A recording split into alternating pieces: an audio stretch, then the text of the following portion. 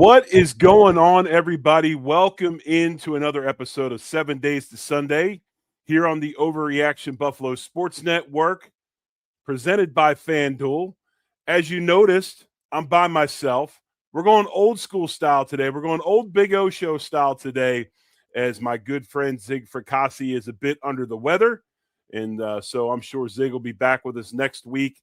But today we're on a solo mission. And of course, we got a lot to talk about with the Buffalo Bills. We're going to talk about that big win, 35-31 over the Patriots this past weekend. And we're going to give you a breakdown and a preview of the Bills game coming up against the Cleveland Browns. But as always, folks, hit the like, hit the subscribe, rate the show, put your comments up, tell your friends. We appreciate you tuning in and taking your time to listen to us here on all of the Overreaction Buffalo Sports Network shows. So thank you very much. But let's get right into it today as the Bills win 35-31 over the Patriots this past weekend.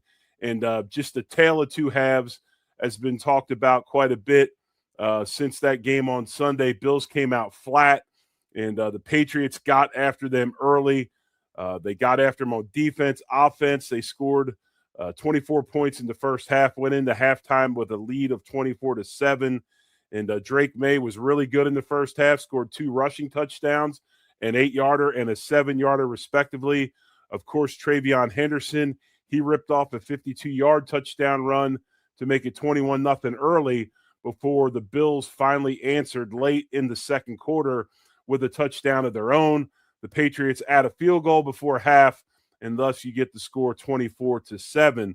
And like we talked about, tale of two halves. I mean, Bills come out flat, go into the locker room, make adjustments, find a way to get back into it early, and Buffalo completely flipped it around after halftime and just had tremendous efficiency in the red zone as far as scoring touchdowns and not settling for field goals. The Bills scored 4 touchdowns in the second half.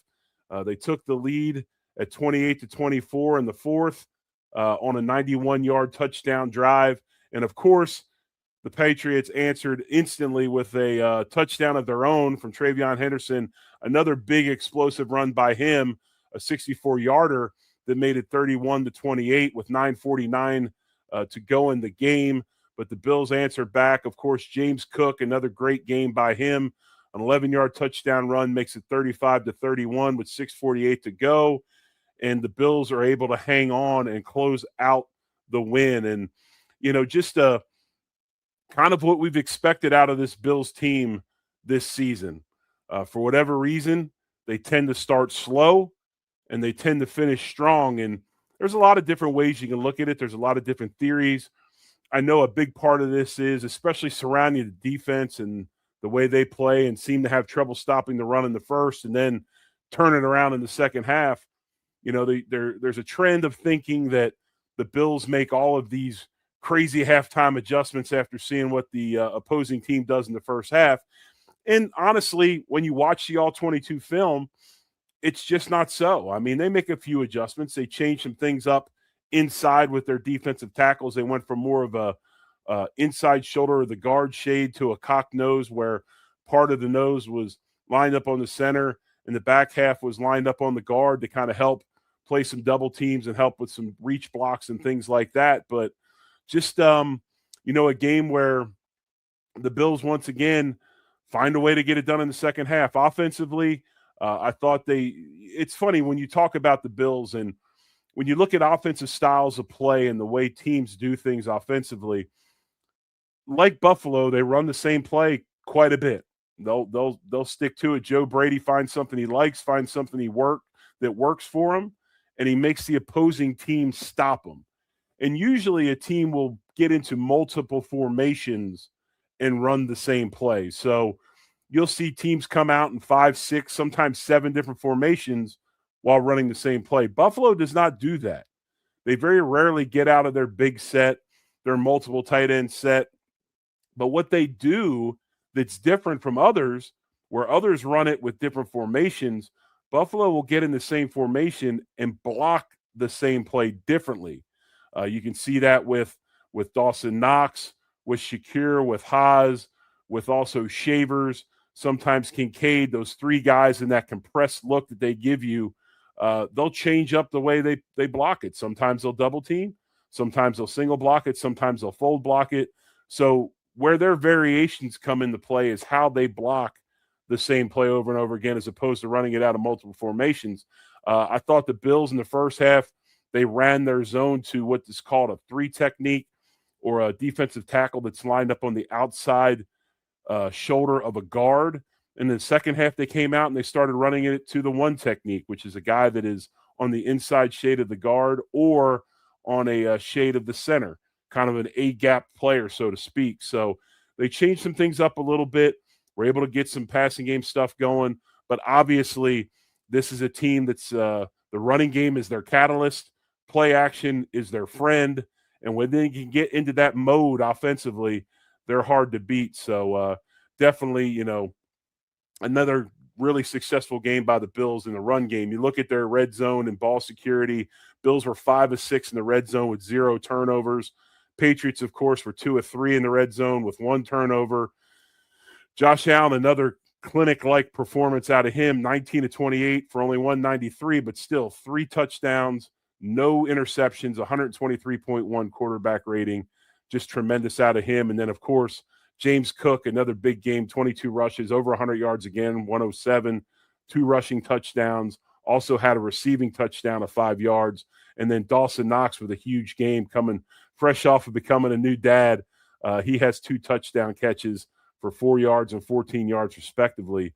But even with that big New England rushing game or running game that they had this past weekend, Buffalo was able to finally, pull it off and win that finish phase of the game, that fourth quarter phase of the game, so to speak. The Patriots did run for 246, but after halftime only scored 7 points. So really good day as far as adjustments in that defense, picking up the slack in the second half. You look at special teams, obviously, Ray Davis's kickoff returns were huge. Talked about it leading up to this Patriots game, kind of felt that the Bills were not quite getting the starting field position that others got. They were second from last in the NFL in average starting position, I think at the 28.1 yard line.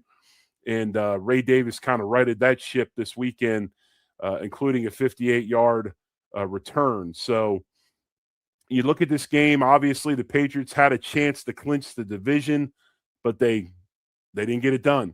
No T-shirts, no hats for the Patriots this past weekend. And now you're looking at a New England team that's 11-3 and a Buffalo Bills team that is 10-4.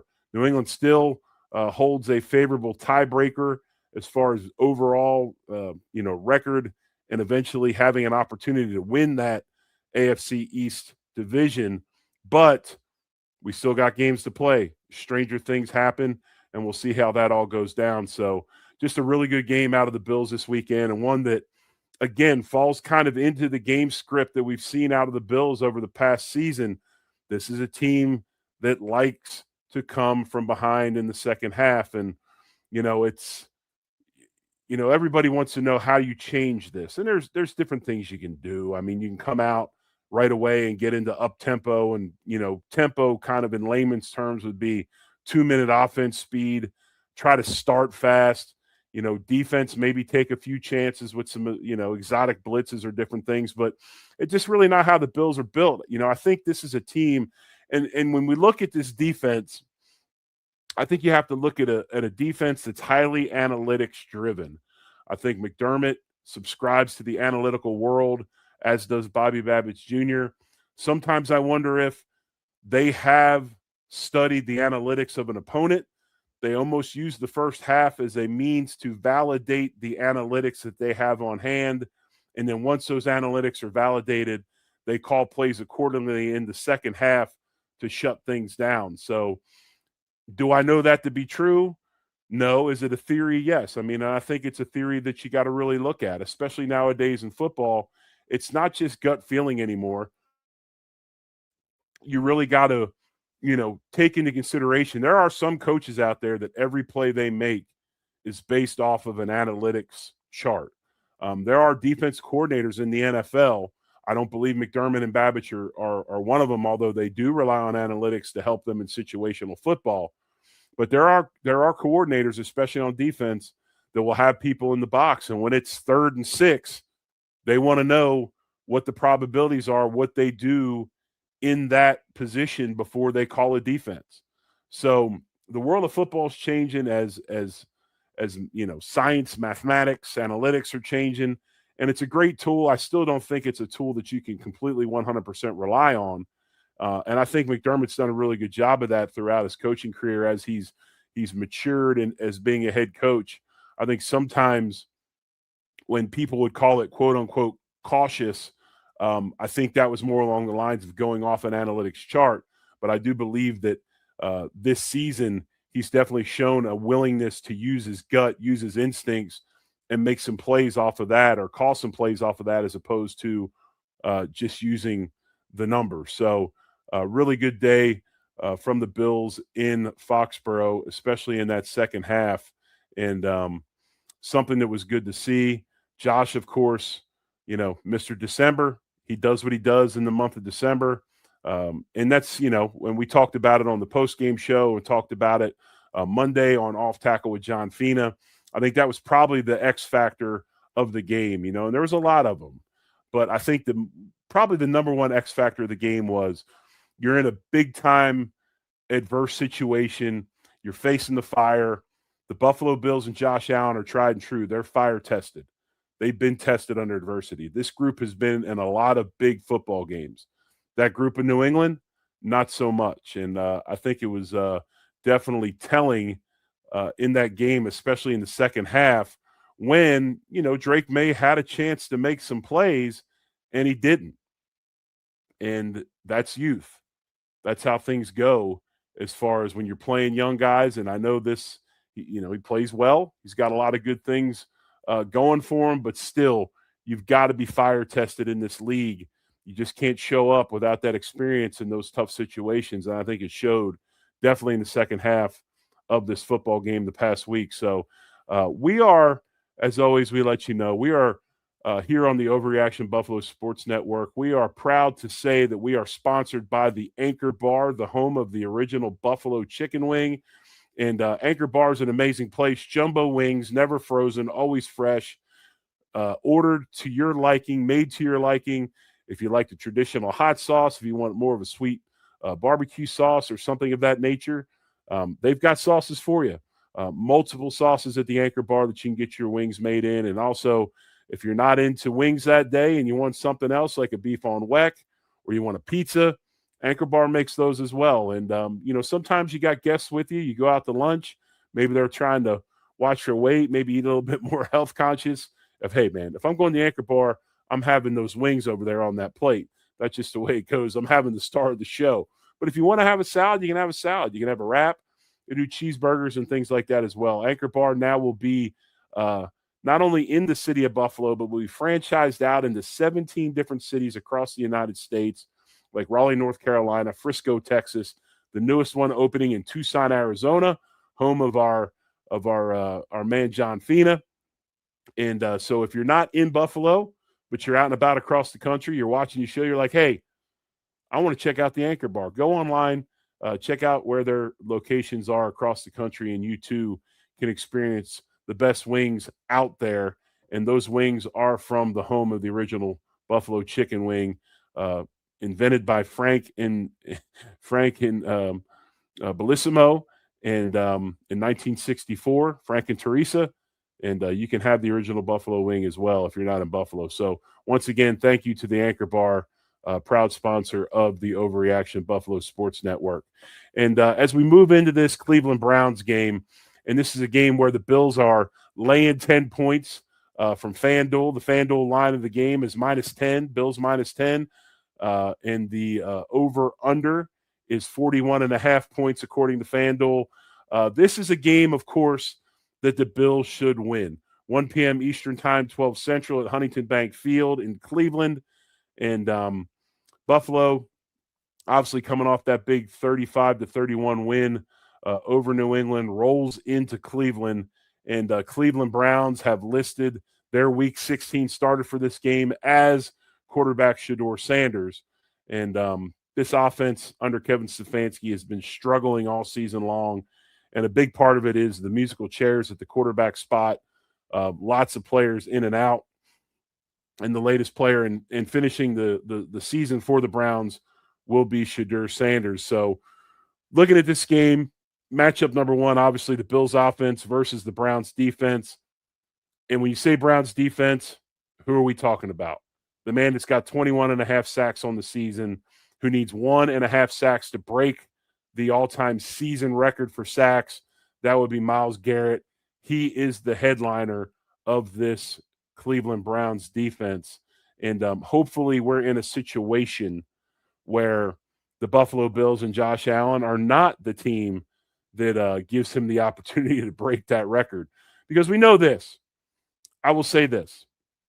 We're not going to have a Brett Favre-like situation where he laid down for Michael Strahan. Josh Allen's not laying down for anybody, obviously. And Myles Garrett has a few more games to break that record, so let him break it against somebody else. Hopefully Deion Dawkins, Spencer Brown, that offensive line has a good game, keeps him from getting that record. And really that's kind of the biggest thing other than a Bills win that I'm looking at. I hate when teams set records against you. And usually when you play the Bills, and this is another game where we have an opportunity to set a record, and that's Josh Allen. If he scores one touchdown, he will be the youngest quarterback ever to score 300 touchdowns, I believe, in his career. So we'll see how that goes. But the Browns, obviously a top 10 defense in 7 different defensive categories. Number 1 in pass yards allowed per game. They give up 169. Number 1 in defensive pressure rate. 10.2% of your drop back passes are pressured. I'm sure about 9.8% of that is Myles Garrett. And they're 3rd in the league in sacks. And think about it. They've got 47 sacks on the season. All right. They got 47 sacks on the season. So I guess you could say 25.5 of those, if that math is correct, I believe that is correct. 25.5 of those were from somebody else. 21.5 of them were from Myles Garrett. So obviously the Buffalo Bills, what they'll need to do against this Browns defense, they got to have a protection plan.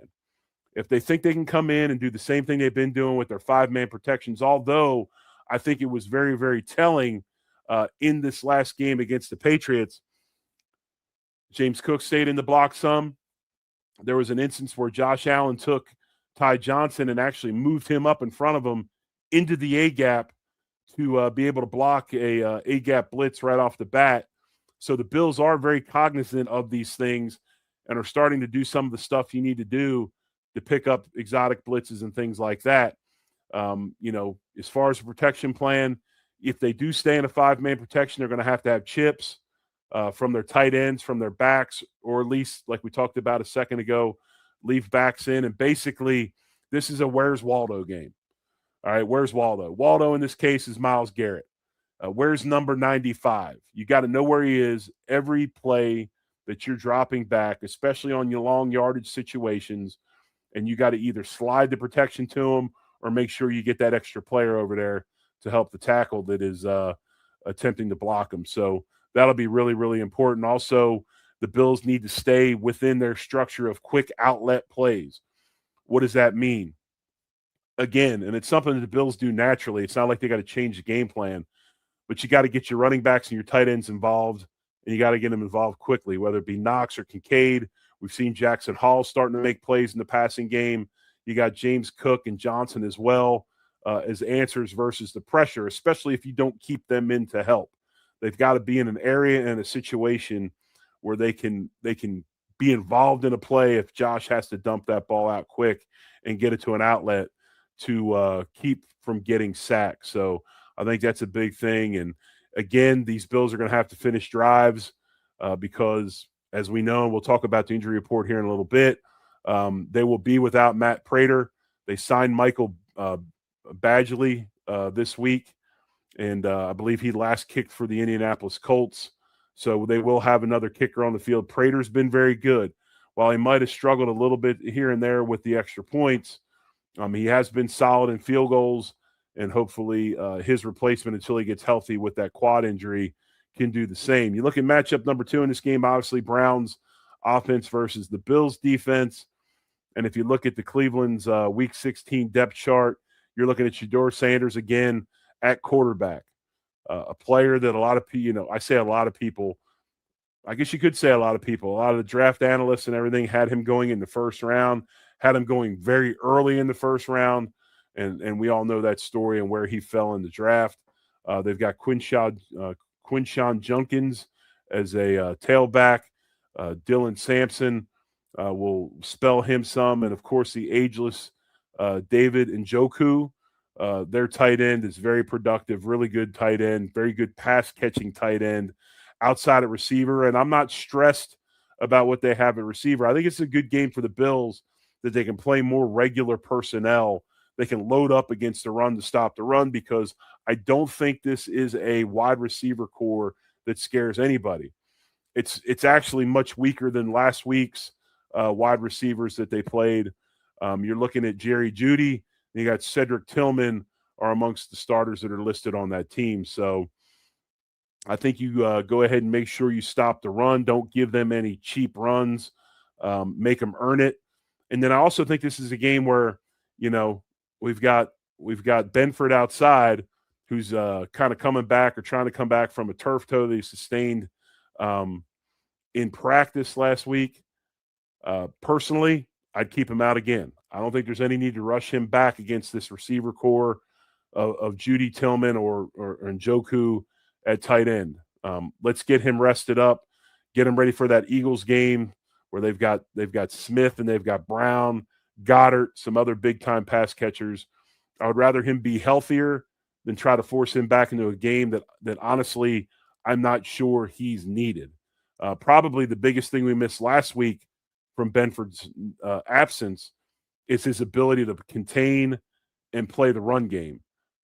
That was one area that Maxwell Hairston was kind of exposed a little bit, and that's an experience thing, folks. That's not something that he's not going to be able to do. If you watched Maxwell Hairston most of this game Sunday, he's a willing tackler. He had a bunch of tackles in this game, as well as passes defended. And everything I see out of him, I like. There's nothing that alarms me about Maxwell Hairston's play. I think he's fallen right in line with a rookie, especially a rookie that missed a ton of time because of injury early. Didn't get that camp time, lost those learning opportunities. So where he is at this point in the season and what he's shown, I think he's fallen right in line. I think he's a player that's going to be a good one for us for quite some time.